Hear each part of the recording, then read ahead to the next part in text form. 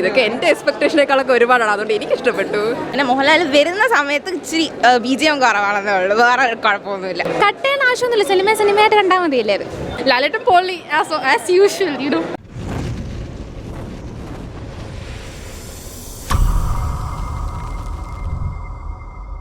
പിന്നെ മോഹൻലാൽ വരുന്ന സമയത്ത് ഇച്ചിരി BGM കുറവാണെന്നേ ഉള്ളൂ, വേറെ കുഴപ്പമൊന്നുമില്ല. കണ്ടിരിക്കാം, നല്ല പടമാണ്. ആക്ച്വലി അങ്ങനത്തെ കുഴപ്പമൊന്നുമില്ല, നല്ലതാണ്. കുഴപ്പമൊന്നുമില്ല, കൊള്ളാം, പടം കൊള്ളാം. ലാലേട്ടൻ കുറേ മാസ സീനൊക്കെ ഉണ്ട്, കൊള്ളാം. ഇതൊക്കെ എൻ്റെ എക്സ്പെക്ടേഷനേക്കാളൊക്കെ ഒരുപാടാണ്, അതുകൊണ്ട് എനിക്ക് ഇഷ്ടപ്പെട്ടു. അടിപൊളി പടമാണ്, ഒന്നും പറയില്ല. എനിക്കിഷ്ടപ്പെട്ടു, അടിപൊളി പടമാണ്.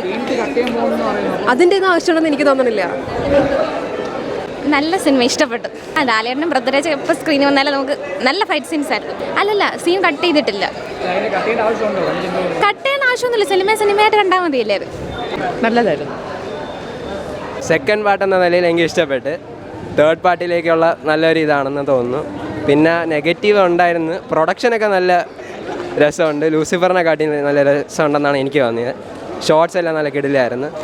പിന്നെ ഇതിന് ഹേറ്റ് കിട്ടാൻ കാരണമെന്ന് പറഞ്ഞാൽ എനിക്ക് തോന്നുന്നു ഇത്തിരി കൂടെ ഇൻ്റർനാഷണൽ ലെവലിലുള്ള പൊളിറ്റിക്സ് ആയതുകൊണ്ട് ആർക്കും അത്ര റിലേറ്റ് ചെയ്യാൻ പറ്റി കാണൂല. ലൂസിഫറിലെല്ലാം നമ്മൾ ഇവിടെയുള്ള പൊളിറ്റിക്സ് അല്ലേ. പക്ഷേ ഓവറോൾ പടം കൊള്ളായിരുന്നു. ഇഷ്ടപ്പെട്ടു. വീഡിയോഗ്രാഫിയൊക്കെ കൊള്ളായിരുന്നു, നല്ല പടമായിരുന്നു. എനിക്ക് അടിപൊളിയായിരുന്നു. ഒരു യുണീക്ക് വേ ഓഫ് ഒരു മലയാള പടത്തിൻ്റെ ഒരു യുണീക്ക് വേ. അടിപൊളി പടമായിരുന്നു. നല്ല മൂവിയായിരുന്നു, കുറ്റപ്പറയാനായിട്ടൊന്നുമില്ല, നല്ല മൂവിയായിരുന്നു. മൂവി അടിപൊളി മൂവിയായിരുന്നു, ഫുൾ മാസ് ആയിരുന്നു. പൃഥ്വിരാജിന് always awesome. Thank you. Lalettan പൊളി ആസ് യൂഷ്വൽ യുനോ. നല്ല പടമായിരുന്നു, നല്ല പടമായിരുന്നു.